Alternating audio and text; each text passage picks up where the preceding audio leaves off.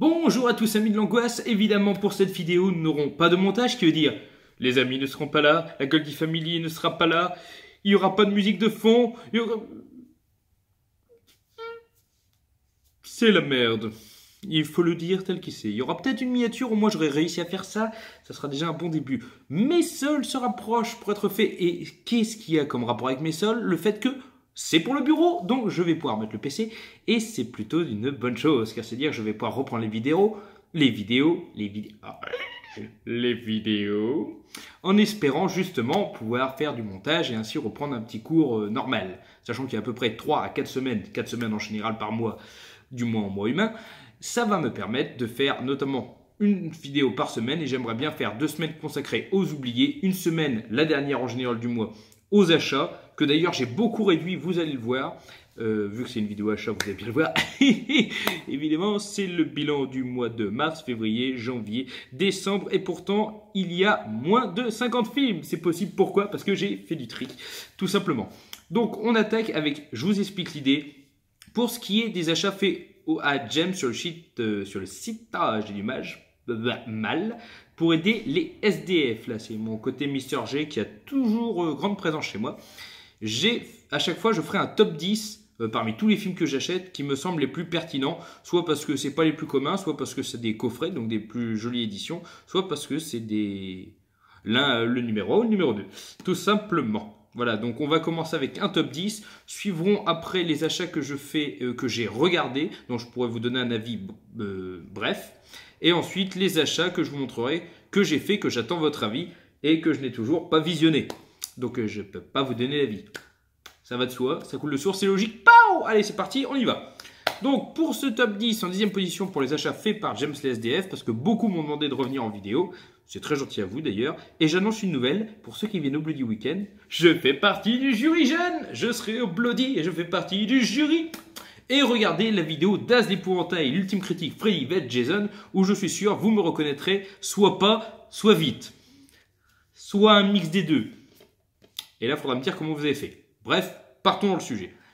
En numéro 10, j'ai mis donc ce coffret, que je n'avais pas les remakes du cercle, et j'ai trouvé ce coffret à 2 € sur le site de James. Donc j'étais content. Moi déjà, je le trouve joli. Déjà, c'est bien. Il est en super bêta, il y a des côtés brillants. Et donc, même si je ne les ai pas encore vus, ça ne saurait tarder, il y a donc le cercle et le cercle 2. Donc dans la saga de The Ring, j'ai le coffret cassette avec les originaux. J'ai donc les 2 remakes. Il va donc me manquer le remake encore qu'il y a eu par la suite. Il y a beaucoup de remakes. Donc le remake qu'il y a eu par la suite. Et c'est tout. À moins qu'ils en reprévoient ou qu'ils en ont fait un autre. Je crois qu'il m'en manque un. Je ne suis pas sûr, mais je crois. En 9e position, alors je n'ai vu aucun des films que je vous présente dans ces 10-là. Je l'ai mis tout simplement parce que c'est une édition cinéma de quartier. Donc c'est pas ce qu'il y a de plus commun. Ça m'intriguait beaucoup. Je ne sais pas si vous connaissez. C'est Au cœur de la nuit. Donc voilà, avec ces rigolos présentés par Jean-Pierre Dionnet, qui sera justement un des jurys du Bloody Weekend cette année, ça tombe bien. Walter Craig, un architecte, est appelé dans Elliot Foley, qui souhaite faire d'importants travaux dans son cottage. Bien qu'il n'y soit jamais venu, Walter reconnaît immédiatement la maison et les quelques amis de Foley présents dans leur salon. Craig réalise qu'il a rêvé de nombreuses fois cette rencontre, et chacune des personnes présentes raconte alors une expérience touchant au paranormal. Donc voilà, je me dis, Au cœur de la nuit, ça a l'air chouette. Le DVD, oui. Voilà, en plus avec le... Ah, j'avais pas vu ce petit truc classique. C'est sympa. Donc voilà, Au cœur de la nuit. Dites-moi ce que vous en pensez. Alors, une grosse curiosité, je l'ai pris parce que je connais le nom de jeu de par sa difficulté, mais je ne savais pas qu'il y avait un film. Alors, je ne sais pas s'il marche, il n'est pas dans le meilleur état, mais pourquoi pas. C'est marqué nouveau en DVD. C'est un DVD sur Dragon Slayer 2, donc film, si vous regardez le joueur du grenier, qui est assez connu. Et en fait, si vous voulez, vu que le jeu est un film où on le fait en point and click, où il faut cliquer au bon moment, je crois qu'ils ont pris tout le film et qu'ils ont retiré le côté jeu et qu'ils ont fait juste un film. Donc forcément, c'est pas en français, hein, vous vous en doutez bien. Le jeu Dragon Slayer n'est pas français de base, mais vu que j'ai un lecteur multizone, ça ne me dérange pas. Et to play with fully interactive game on your DVD multiplayer. Alors c'est même peut-être le jeu de Dragon Slayer qui joue avec la télécommande. Je ne sais pas du tout. Si vous connaissez sous ce format-là, dites-moi. En tout cas, je sais que c'est pas courant dans le sens où je l'ai jamais vu, en tout cas. Et voilà, j'étais très content de le découvrir. Donc Dragon Slayer 2, On verra. Alors, ensuite, c'est une jolie édition. Vous le verrez pas, mais il y avait également dedans un calendrier, qui n'est plus d'actualité, évidemment. C'est Persepolis, donc un film que j'ai découvert en classe, qui est très beau, qui est en noir et blanc, qui est tiré du livre inspiré de la même chose, qui se passe dans les années fin 70, début 80 au Téhéran, où justement il y a toujours ces petits soucis voilà, de respect, burqa et compagnie. Donc ça fait un très joli coffret comme ça. Et donc dedans vous avez voilà, ce côté tous pareil. C'était très osé pour l'époque. Le problème c'est que le CD est pas mal rayé, j'espère vraiment qu'il marche. Parce que c'est un film que j'adore, que j'ai très hâte de redécouvrir pour mieux comprendre les choses, parce que forcément j'étais jeune et j'avais pas toutes les informations. Aujourd'hui je les ai sûrement pas toutes non plus, mais j'en ai largement plus et ça va me permettre d'apprécier plus facilement le film. J'aime pas quand il y a des taches, à sa juste valeur. Voilà. Et comme tout carton qui se respecte, c'est une vraie merde à ranger. C'est bon. Je pars à peu près normal. Donc voilà, Persepolis. Magnifique. Ensuite, alors, tout simplement, j'ai vu qu'il n'était pas si courant que ça. C'est pour ça que je l'ai mis dans ce top. Portrait craché d'une famille modèle. Donc voilà, avec notre cher Steve Martin. Un film de Ron Howard. Ron Howard, l'acteur principal de Happy Day. Donc voilà, je me suis dit, je suis content de l'avoir. On verra ce que ça donne. De toute façon, Steve Martin, c'est toujours à peu près con. Donc pourquoi pas, si vous connaissez. De toute façon, tous les films que je vous présente, n'hésitez pas à me donner votre avis. Pour ma filmo, Robin Williams, parce qu'il apparaît dedans, avec en trio de tête Wesley Snipes, Patrick Swayze et John Leguizamo, un des films que je ne vois pas le plus, c'est Extravagance. Donc voilà, une comédie hilarante avec trois hommes qui se font passer pour des femmes. Pour participer au grand concours de beauté de Hollywood, trois drag queens se retrouvent en panne dans une petite ville perdue au beau milieu des États-Unis. Bloquées à Snyderville, elles tentent de tourner la situation à leur avantage. Elles bouleversent la vie jadis morte des habitants. Avec leur look tapageur et glamour, les trois amies enflamment la ville le temps d'un week-end avec un show terrible, drôle et ingénieux. Donc voilà. Pourquoi pas, moi je travaille Extravagance, je te montrerai parce que c'est pas un film courant de la filmo de Robin. Et je suis content d'avoir pour le rajouter. Une chose que je vais pouvoir régler, parce qu'il y a beaucoup de films connus que je n'ai évidemment pas vus. J'ai toujours pas trouvé ni vu Massacre à la tronçonneuse le premier. S'il vous plaît, ne me tapez pas dessus. Tout comme le premier Riser, s'il vous plaît, ne vous acharnez pas sur moi. Même si dans les deux cas, vous auriez des bonnes raisons. Mais hors horreur, en plus d'avoir vu récemment, maintenant il y a un petit mois, enfin Pulp Fiction, que je n'avais jamais vu de ma vie. Et oui, c'est possible. Et également Shutter Island, que j'ai adoré. Eh bien, dans les Tarantino, il y a quelques classiques que je n'ai pas vus. Et un que je voulais découvrir et que j'ai chopé, c'est Réservoir Dog. Petite pensée à Réservoir Vlog, qui, vu qu'il a pris son nom, devait aimer ce film. Donc voilà, en plus, je trouve vraiment le coffret magnifique. Et je l'ai eu pour 2 €. Donc ça valait vraiment le coup. En plus, j'ai regardé ces livres, ils sont nickel. Hein. Franchement, le coffret, s'il n'a jamais été utilisé, c'est pareil. Donc voilà, avec toujours plein d'acteurs connus. Donc un des films de Tarantino que je n'avais jamais vu, il faudrait que je chope Django Unchained, que j'ai vu mais que j'ai beaucoup aimé, et que je tente les 8 salopards que je n'ai jamais vu. Donc voilà, Réservoir Dog, on verra ce que ça donne. Et donc dans mon top 3, alors un film culte de Brian De Palma, que j'ai déjà en DVD, mais quand j'ai vu cette édition, en général j'achète pas, mais là je la trouvais trop belle, c'est Phantom of the Paradise. Donc voilà, ça s'ouvre comme ça. J'ai pas hésité, si le CD marche pas, je mettrai celle de l'autre édition. Alors franchement, l'édition j'adore. Elle envoie du lourd, elle est très fine, donc par contre, il y a toujours la peur de la casser, mais elle est juste magnifique. J'aime beaucoup cette édition, et forcément pour un film que j'ai beaucoup aimé en plus, c'était l'occasion. Phantom of the Paradise. Voilà, donc je ne sais pas si vous connaissez cette édition, mais je l'ai trouvée très jolie. Comme la deuxième, qui est vraiment que j'ai pris pour édition. C'est rigolo parce que je l'avais pris 2 semaines avant, en double DVD collector. Et là, j'ai trouvé cette édition. Donc pareil, un double DVD collector. Mais c'est le visuel qui m'a vraiment attiré parce que je le trouve magnifique. D'un film culte de ma jeunesse. C'est Qui veut la peau de Roger Rabbit. Donc voilà, j'ai trouvé l'édition énorme. C'est pour ça que je l'ai pris. Donc pareil, ça a dû me coûter 1,20 € ou une connerie comme ça. J'étais super content. Elle est vraiment jolie, voilà, en format livré.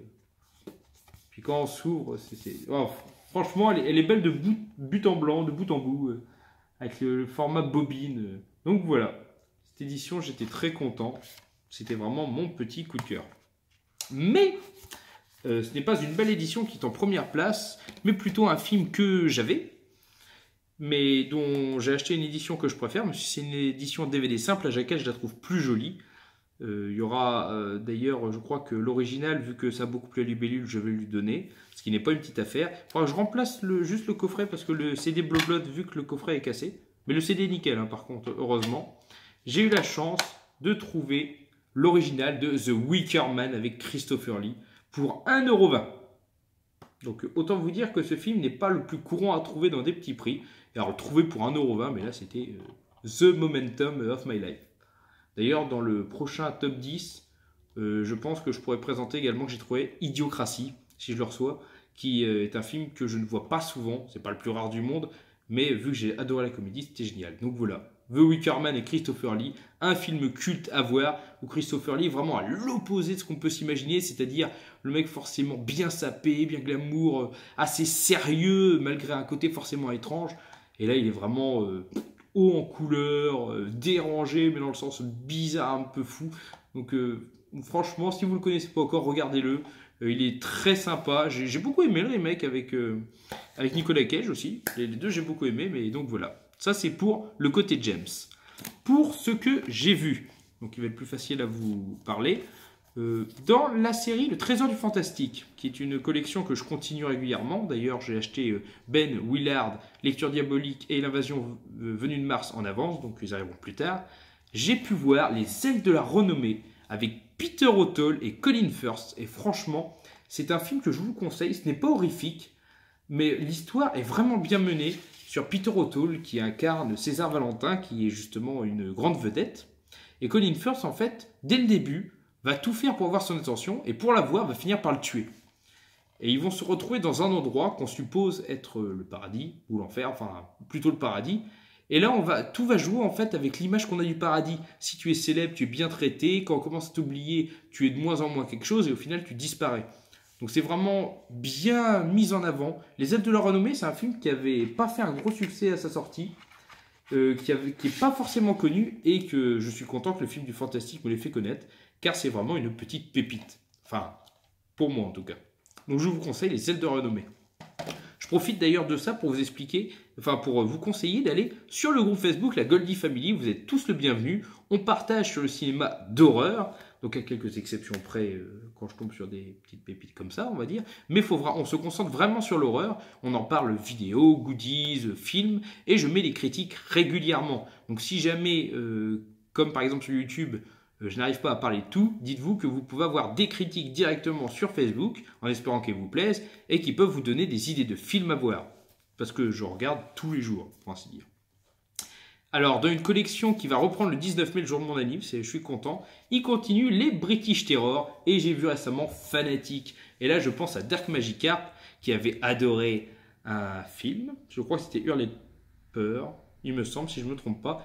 Et bah, franchement, Darky, je te conseille ce Fanatic qui est très bien dans son genre, qui ne plaira peut-être pas autant, mais qui est assez dérangé, où une femme va revoir donc la belle-mère de celui avec qui elle devait être à la base, qui est malheureusement défunt, et qui est très Curton sur les bords, et qui est assez malade dans sa tête, qui est assez dérangé.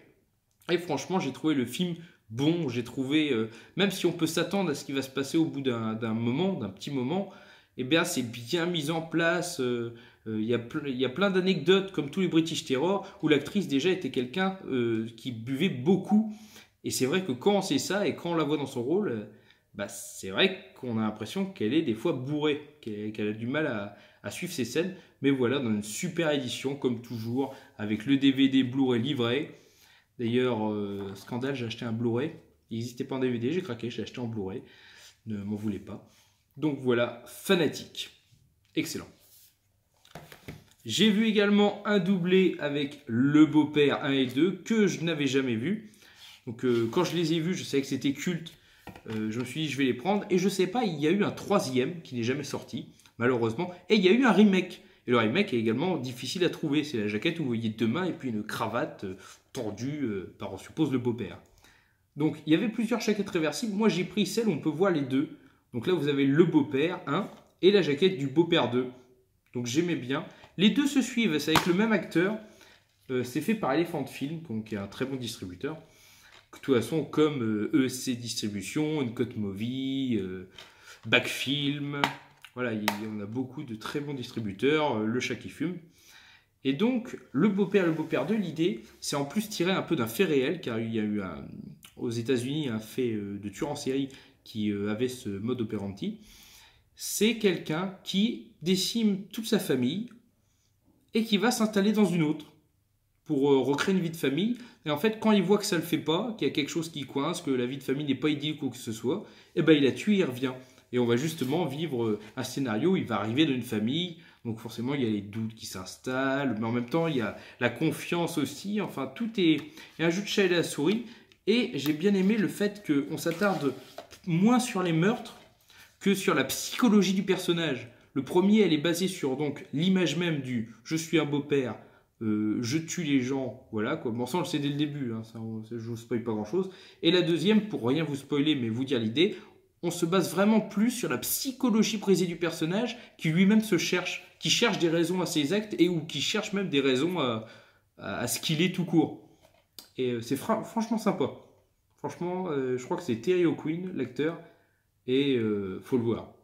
C'est un joli doublé. C'est des films qui ne plairont pas à tout le monde, ça c'est certain. C'est pas le plus actif, c'est pas le plus violent, même si le deuxième, franchement, comme le premier, ont des finales assez sympas. Mais c'est des films qui restent cultes d'une certaine façon, qui font preuve d'une aura quelque peu macabre et qui surtout sont très agréables à regarder. Et j'ai hâte de découvrir le remake. Dans les British Terror, j'ai découvert également Les Maléfices de la Momie.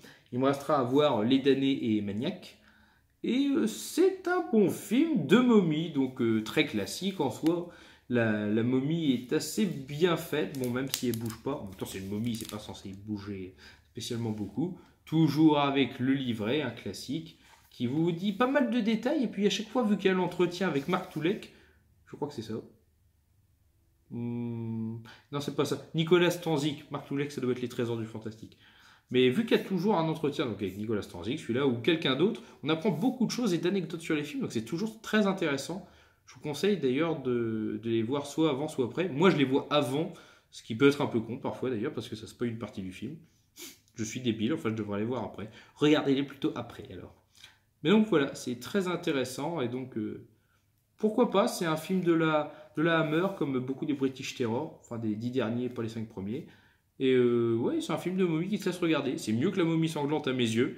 Et après, c'est peut-être pas mieux que La Malédiction des Pharaons, je crois, le tout premier, mais je ne l'ai pas vu. Donc je peux pas vous dire, mais celui-là, il passe bien. C'est pas le meilleur, mais il passe bien.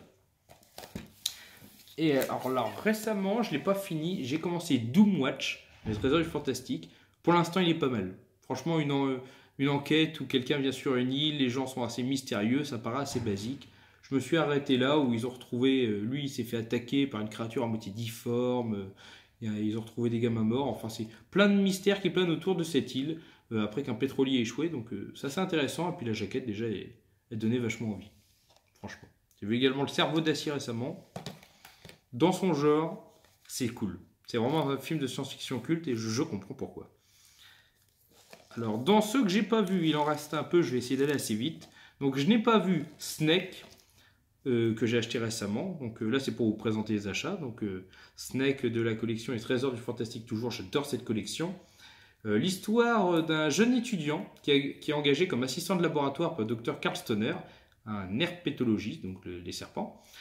Et il va pas tarder à tomber amoureux justement de la fille du docteur. Et celui-là va en profiter pour tester donc des produits qui vont essayer d'en faire donc un hybride humain-serpent. Je pense que ça peut être sympa. Franchement, si le film est aussi sympa que la jaquette, ça peut faire un truc cool. Je vous en dirai plus sur le groupe La Goldie Family, évidemment, si jamais vous venez. Venez. Faites-moi plaisir. Faites-vous plaisir aussi au passage, hein, pas qu'à moi. Renvoyez-vous la balle. Un petit duo de films, un double programme qui me donnait vraiment envie.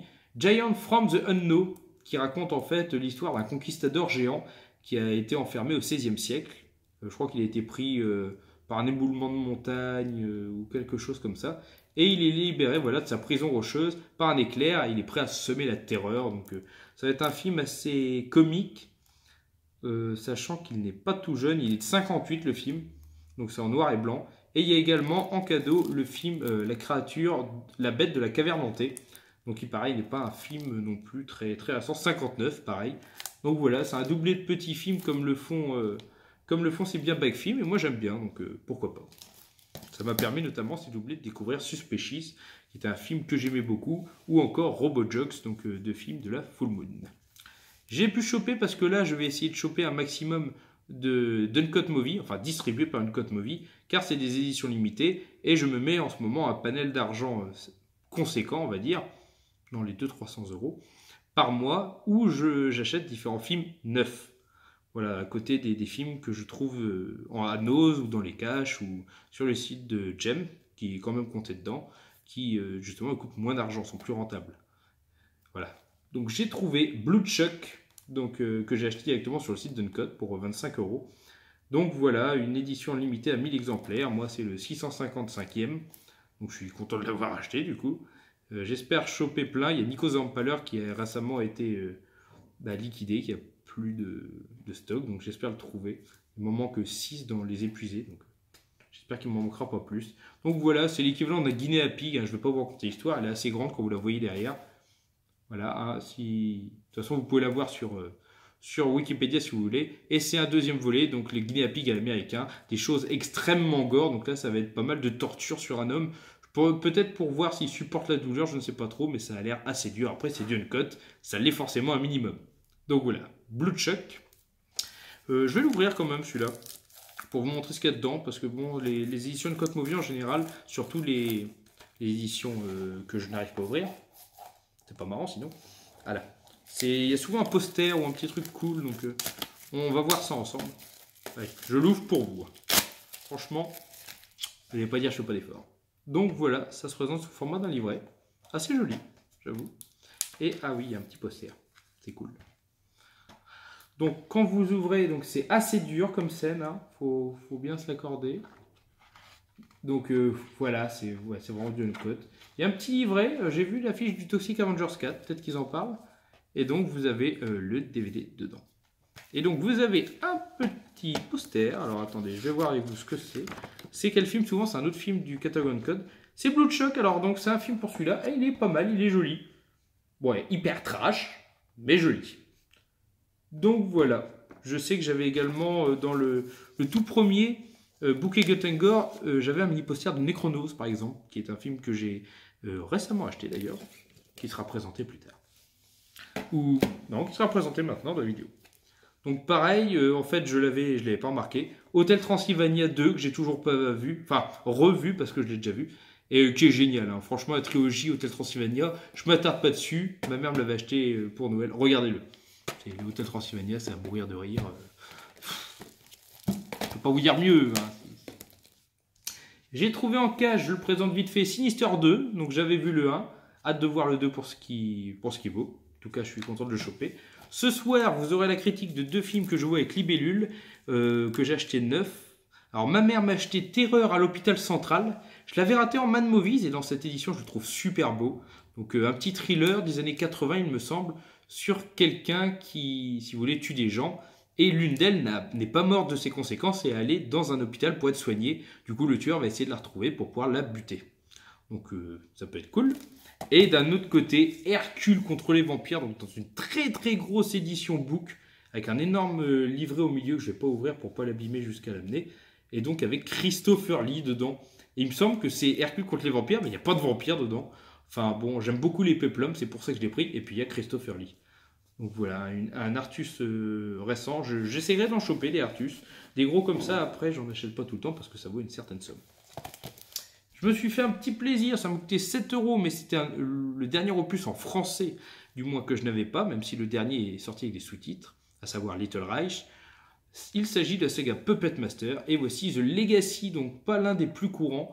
En fait, c'est un film qui n'en est pas un, parce que c'est composé de morceaux des 5 premiers volets, qui servent à composer le corps de 70% du film. Donc voilà, je ne l'ai pas encore vu, mais je suis content, moi qui suis un grand fan de la saga Puppet Master, et qui idolâtre littéralement ça. Donc voilà. Donc je suis content de l'avoir chopé. Ensuite, j'ai pu choper, alors Az m'a donné encore plus la puce à oreille, il me semble que c'est ESC Édition qui fait ça. J'ai pris The Headhunter en édition limitée, tout simplement parce qu'il n'y a pas d'édition simple, c'est l'édition simple. Je vous conseille, si vous achetez ESC, de les précommander, tout simplement parce que vous avez toujours une réduction de moins 10, moins 20, enfin qui reste assez intéressante.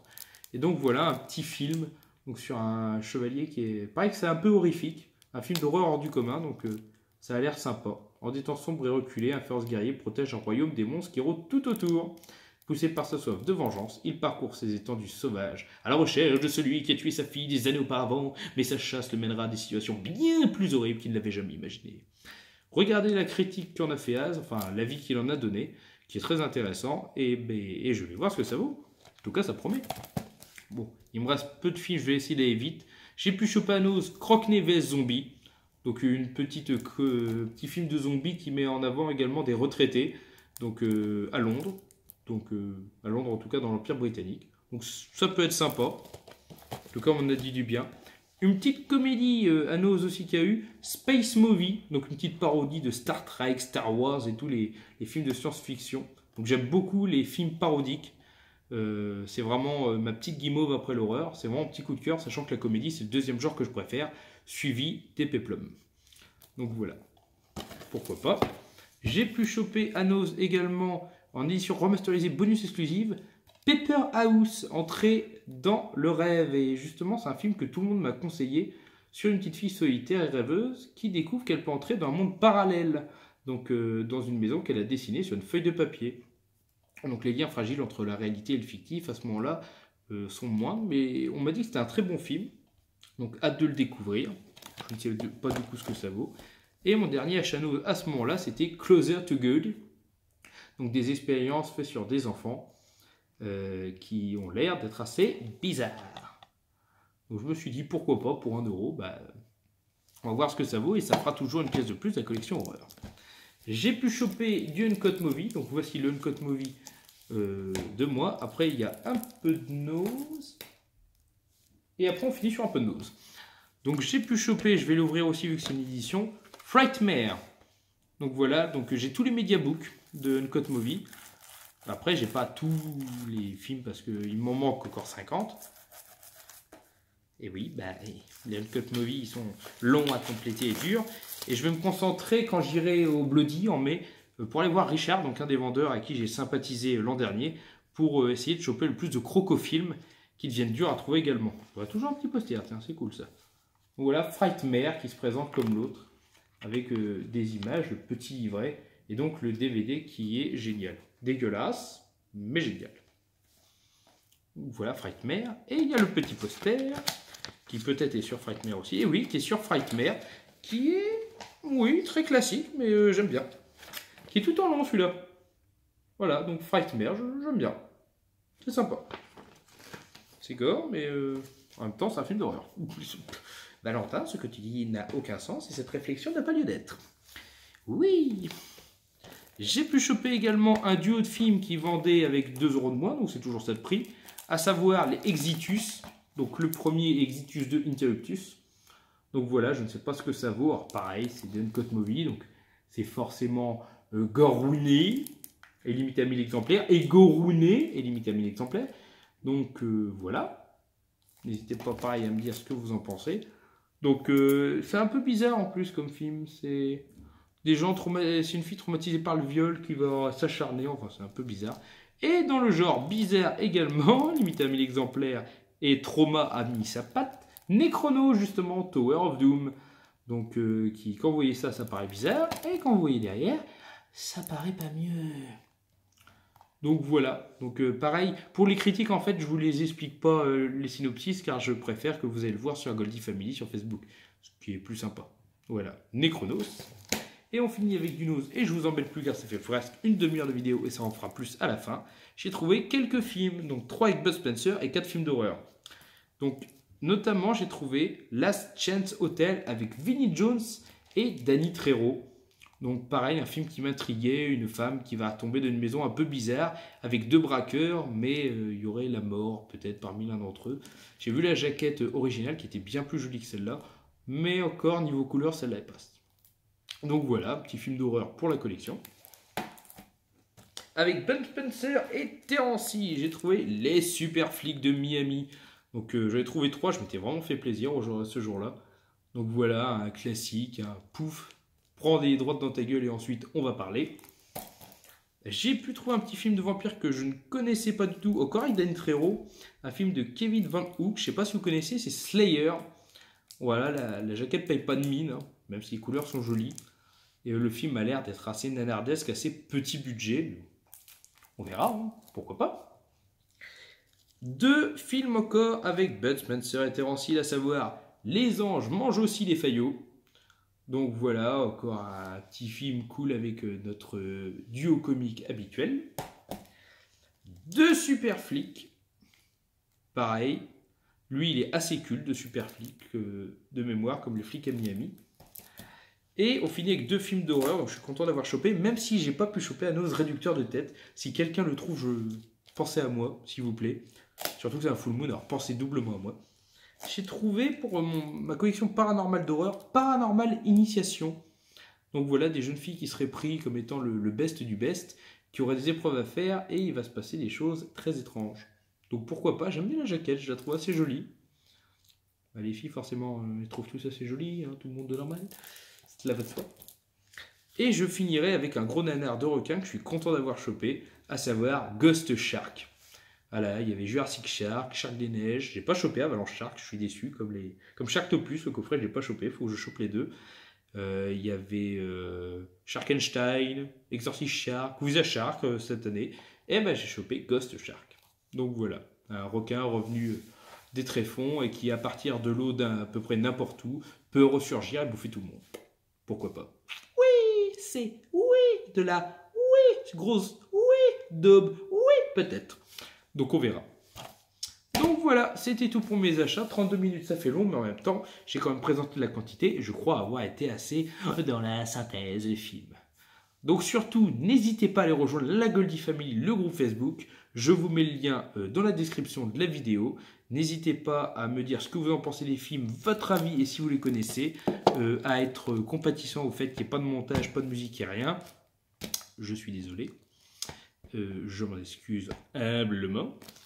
Et je vous souhaite à tous à une prochaine. Allez, tchuss! Crevez tous!